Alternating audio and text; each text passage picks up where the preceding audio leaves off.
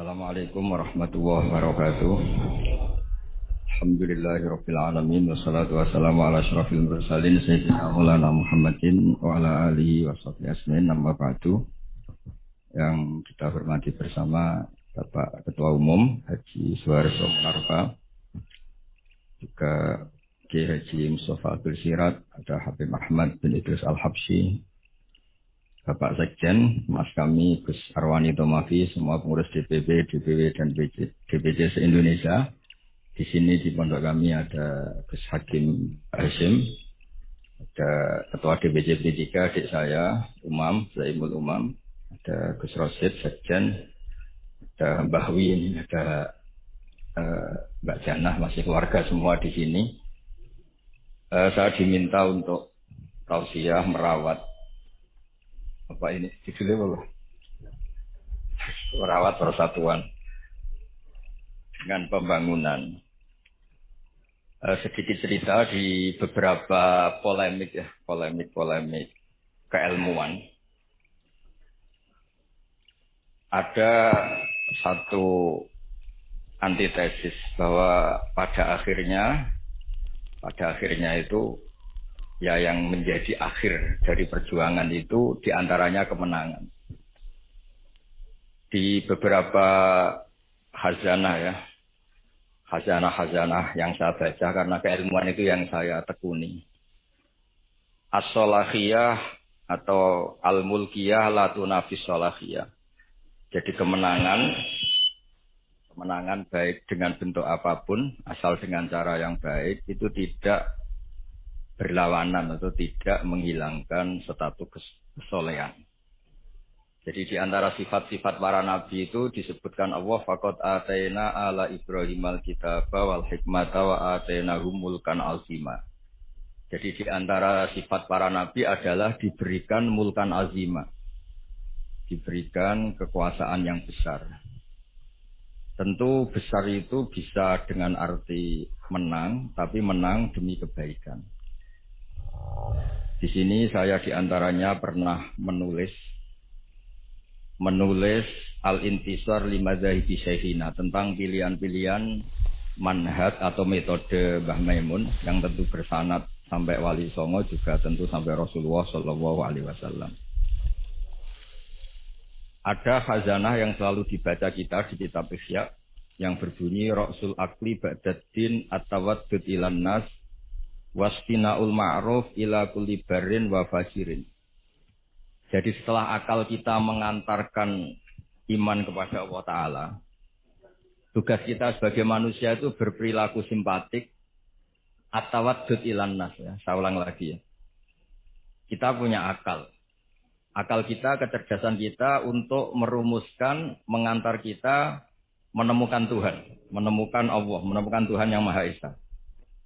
Kedua, at-tawaddud ilan nas. Akal kita kerahkan, kita pakai untuk supaya kita ini berperilaku simpatik. At-tawaddud ilan nas.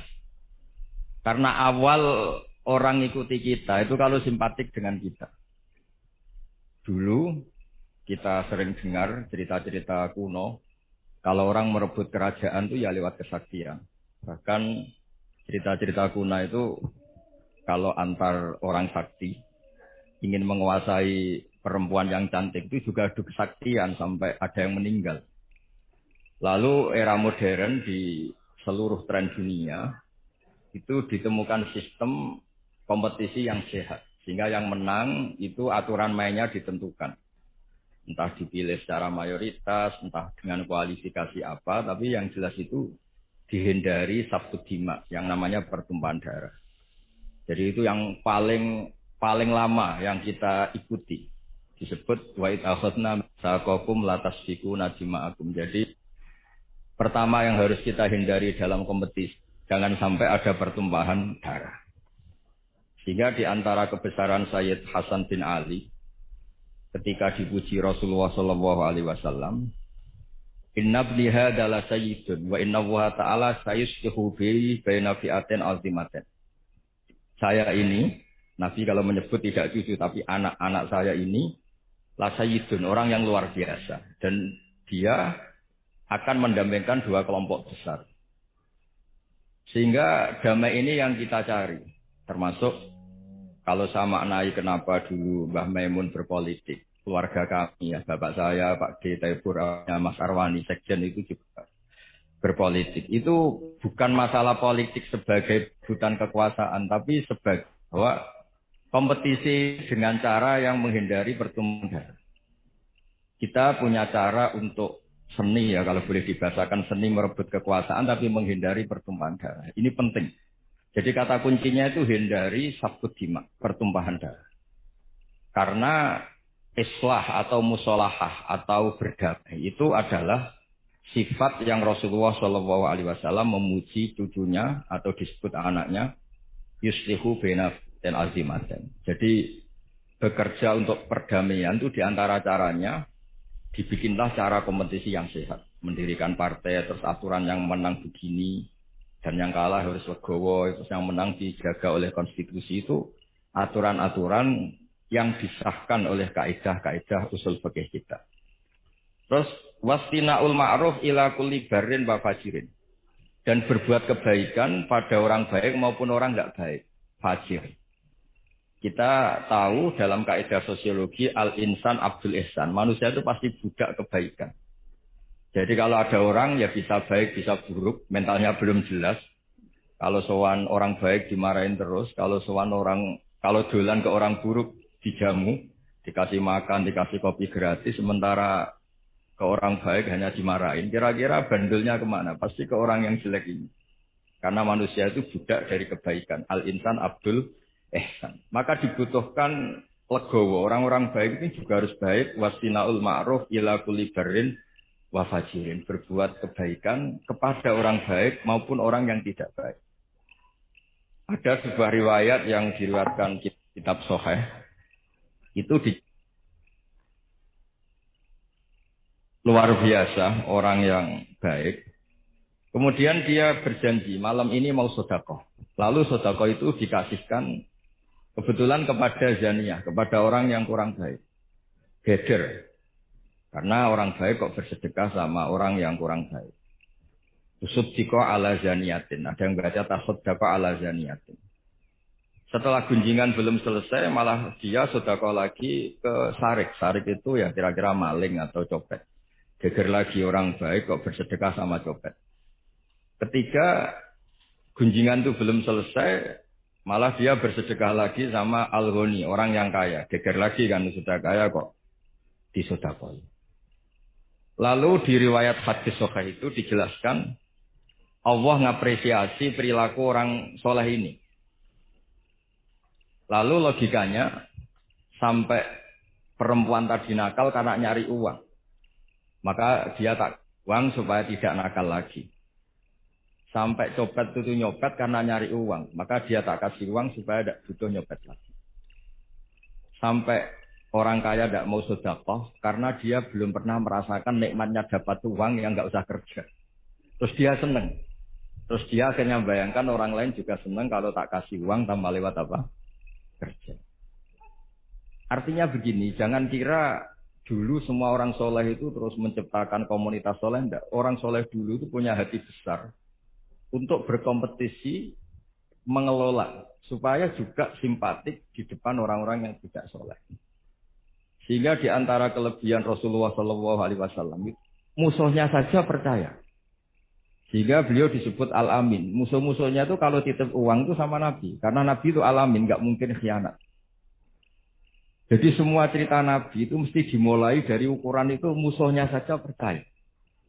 Karena Nabi terkenal tidak mungkin ingkar nopo janji.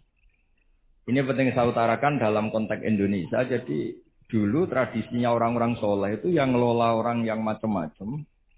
Supaya yang tidak soleh itu ikut soleh. Tapi yang jelas tidak memposisikan bermusuhan atau berhadap-hadapan.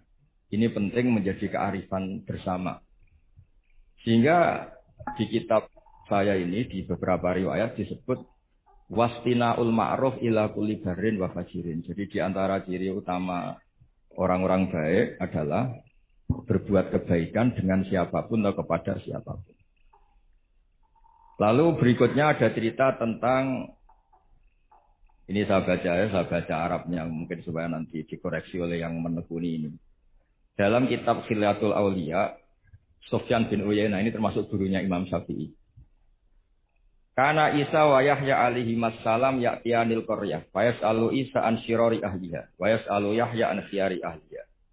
Faqala lahu Yahya lima tanzilu ala syirarin nas, qal innama ana tabibun udawil mardo. Ini dalam kitab Khilyatul Auliya juz 1 halaman 323. Naskah ini saya tulis ketika Mbah Mun masih sugeng dan sering saya konfirmasikan, saya mintakan fatwa istifta ke beliau, minta istirsyad. Nabi Isa itu seperiode dengan Nabi Yahya. Nabi Isa itu bawaannya sering kumpul orang macam-macam. Jadi orang macam-macam itu tidak musuhnya orang soleh yang jelas. Orang macam-macam itu tidak musuhnya orang soleh. Nabi Yahya itu kalau ke kampung-kampung suka kumpul yang soleh-soleh. Karena kumpul orang soleh itu enak, nyaman. Kalau Nabi Isa enggak. Beliau itu kumpul sama orang yang macam-macam. Terus ditanya, lima tanzilu ala syirarin nas. Kenapa kamu hidup atau membina komunitas yang syirarin nas, orang-orang tidak baik? Terus kata beliau, innama ana tabibun udawil mardo. Saya ini ibarat dokter. Di mana dokter itu yang mengobati yang sakit. Jadi kalau kita mau menemukan obat untuk pandemi tertentu, tentu kita meneliti daerah yang jadi sentra pandemi, bukan daerah yang sehat. Tapi apapun itu yang tekanan kami di sini adalah kita harus punya tradisi bahwa tidak memposisikan saudara kita sebangsa, senegara. Karena kondisi berbeda, terus itu posisi kita musuh, itu yang harus kita hindari. Karena kita ini saudara, seiman. Kalau tidak seiman ya sebangsa, senegara. Kalau tidak ya sekemanusiaan. Sehingga ini penting sebagai dalil ketika Nabi Isa ditanya, kenapa lima tanzilu ala syirarin nas qol innama ana tabibun udawil mardo. Saya ini ibarat dokter, di mana-mana dokter itu yang mengobati orang sakit. Terus ada sahabat yang pilihannya itu tegas. Walhasil saking tegasnya itu ditanya sama sahabat lain namanya Abdurrahman bin Auf, yang keras namanya Sayyidina Umar. Ketika ditanya, Sayyidina Umar jawabnya itu unik. Ya Abdurrahman, wawah laqad lintul linnas hatta khasyitu wa fillah. Summa staddattu alaihim hatta khasyitu wa fi syiddah. Fa'inal makhraj. Faqama Abdurrahman yabki yajurru rida'ah yaqulu biyadihi ufillahum ba'dak. Jadi saya beri analogi ya. Kalau kita punya keluarga yang nakal sekali. Misalnya perempuan yang sering pacaran, seenaknya nakal sekali. Kita sebagai keluarga, sebagai orang tua atau paman atau pak, pokoknya keluarga. Kalau Anda terlalu keras, maka ponakan Anda tidak pernah main ke Anda. Anda tidak punya kesempatan bina dia, karena Anda terlalu keras. Dolan ke Anda aja nggak berani.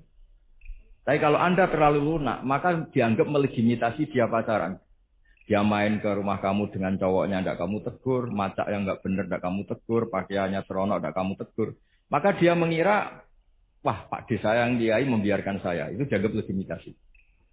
Jadi kalau terlalu lunak dianggap melegitimasi kebatilan. Terlalu keras, orang seperti ini tidak akan bersentuhan dengan Anda, sehingga Anda tidak bisa hina. Sehingga kata Sayyidina Umar, berpikir kayak saya ini susah kan. Saya terlalu keras, juga takut Allah. Sikap ini ditegur Allah. Karena tadi kalau terlalu keras tidak punya kesempatan bina. Kalau terlalu lunak saya juga takut ditegur Allah. Karena itu dianggap melegalkan kemaksiatan atau kemungkaran. Fa'inal makhraj. Sebenarnya kita jadi manusia itu tidak punya banyak pilihan. Tidak punya banyak jalan keluar. Tidak banyak solusi. Lalu intinya hidup ini kita harus jaga apa ya? Jaga perdamaian, jaga apalah. Makanya di sini disebut merawat dengan cara pembangunan. Karena Mbah Mun dulu sering guyon. Kadal fakru ayakuna kufran itu kalau beliau nafsirkan, fakir itu radoso, fakir itu takdir kan. Yang mari dosa gampang muring-muring kan. Itu sebenarnya fakir itu nggak masalah. Cuma bawaan orang fakir itu gampang emosi. Misalnya gini, Anda punya pembantu mecahkan piring satu. Saat itu Anda punya uang 100 juta. Kayaknya nggak gampang marah. Jadi kalau piring itu pecah, padahal nggak sengaja. Pas itu uang Anda tinggal 10.000, mau beli rokok tidak kuat, mau belanja tidak kuat. Itu kayaknya piring tidak usah pecah saja, bawaannya sudah kudu marah. Gitu. Makanya terus banyak rapat-rapat gampang marah ya karena nggak dikasih uang itu. Itu yang masalah itu. Jadi, tapi yang ikhlas ya Alhamdulillah. Yang realistis bahwa uang penting ya banyak. Jadi itu antara orang ikhlas dan orang realistis.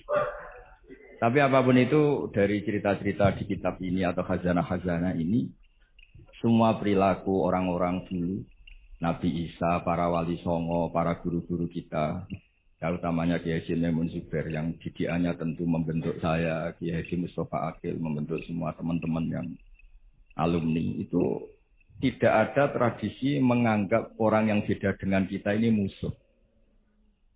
Ini penting karena memang bapak saya dulu kalau ngandani saya itu, ya itu bengkel, nak rawani dandani sepeda rusak, ora usah jadi kiai. Jadi kiai itu bengkel, kalau nggak terima motor rusak, ya tidak usah jadi bengkel. Jadi dealer saja, jual yang baik tok. Gitu. Jadi ini penting saya utarakan sehingga sebetulnya memang beragama ya menjaga kemasmukan, menjaga Indonesia itu harus berhati besar. Yang terakhir ayat yang sering diulang-ulang Mbah Maun itu laisalaka minal amri syai'un aw yatuba alaihim aw yu'adzibahu. Allah yang Tuhan saja menyikapi orang zalim itu pilihannya dua, bisa Allah menyiksa itu wilayahnya Allah karena Dia yang Tuhan. Kedua memberi tobat. Jangan kita menvonis dia buruk kemudian ternyata Allah memberi tobat. Dulu orang-orang yang musuhi Rasulullah yang kita kira su'ul khotimah ternyata banyak yang akhirnya ashabu Rasulillah menjadi sahabat-sahabat Nabi yang luar biasa. Dulu perang Uhud Nabi kalah itu karena panglima mereka itu Khalid bin Walid. Tapi akhirnya Khalid bin Walid itu masuk apa? Islam dan menjadi panglima yang luar biasa. Sayyidina Umar dulu musuhi sekali sama Nabi. Dan dia ketemu Nabi itu mau niat bunuh. Tapi itu awal dari dia masuk Islam. Dia mau bunuh Nabi terus ketemu temannya. Kamu kemana? Saya nyari Muhammad. Karena dia merusak agama kita, kata Umar. Tidak usah nyari Muhammad. Adik kamu sekarang sudah ikut aliran. Ya, zaman itu disebut ikut agama Muhammad. Setelah ke adiknya, ternyata adiknya baca Quran sama suaminya. Kemudian itu menjadi awal Islamnya Sayyidina Umar. Kita tidak pernah tahu. Awal Islamnya Umar itu setelah ingin mencari Nabi, ingin membunuh Nabi. Tapi ketemu temannya, terus diingatkan adiknya sudah Islam, dijemput, kemudian malah akhirnya dia masuk Islam. Khalid bin Walid itu dalam banyak khazanah disebut, dia masuk Islam itu karena melihat orang Islam kalah. Dia dengar-dengar, ya memang dengar, kalau Rasulullah itu pesan jangan pernah kamu keluar dari gunung. Setelah turun dari gunung, akhirnya orang Islam kalah. Itu Khalid bin Walid terus dia awalu, kata beliau, pertama yang menjadikan saya Islam itu gara-gara peristiwa itu. Ini orang luar biasa. Sahabatnya saja kalau melanggar aturannya ditegur Allah, diberi sanksi. Apalagi orang lain. Terus dia kepikiran akhirnya masuk Islam. Jadi Mbah Mun berkali-kali bilang, Allah yang Tuhan saja, yang otoritas segala di tangannya itu, kemungkinan memperlakukan orang zalim itu bisa memberi tobat atau menyiksa. Kenapa kita semangat kita hanya membayangkan orang zalim itu disiksa? Padahal bisa saja Allah memberi tobat. Itulah yang dilakukan Rasulullah SAW ketika melihat orang yang sangat buruk lah perilakunya sama Rasulullah. Nabi malah berdoa, wa mahdi qaumi fa innahum la ya'lamun. Doakan kaum saya ya Allah karena mereka seperti itu karena tidak tahu. Jadi saya mohon ya merawat untuk kemajuan, merawat kemajuan untuk kemajuan itu ya kira-kira gitulah. Orang kalau hak kemanusiaannya tersampaikan, hak-haknya sebagai warga kesampaian, hak-hak sebagai warga negara juga kesampaian. Insya Allah disuruh atau diminta melaksanakan kewajiban juga mau. Kita tidak perlulah tahu urutannya, diberi haknya dulu baru diwajib-wajibkan apa diwajib-wajibkan dulu baru diberi haknya. Itu nanti kalau debat terus selesai. Yang jelas saya mohon semuanya biasa mendengar. Saya sering ditanya, Gus kok jarang datang di rapat-rapat penting. Saya mesti bilang analogi gini. Kalau ada menteri rapat ketahanan pangan, ya bagus. Tapi yang Pak petani-petani tidak usah rapat nanam padi, itu sudah di atas rapat tuh. Karena barokahnya nanam padi otomatis ada ketahanan apa? Pangan. Daripada rapat terus tapi nggak pernah nanam padi. Ada rapat mempertahankan mazhab ahli sunnah wal jamaah rapat terus. Saya tidak pernah rapat tapi baca kitab terus tentang ahli sunnah wal jamaah. Nah, makanya ini ada bahwi rapat terus kemajuan P3. Tapi tidak pernah turun ke bawah. Orang mau P3 sih didelok ya kiai-kiai itu. Dia ini P3 malah P3. Bukan karena hasil rapat. Ini kebuatan gosok ya biasa mawon. Maksudnya cara kula niku ya sing rapat ya monggo, tapi sing langsung aksi ya monggo. Karena ya tadi dalam dakwah itu pilihannya banyak.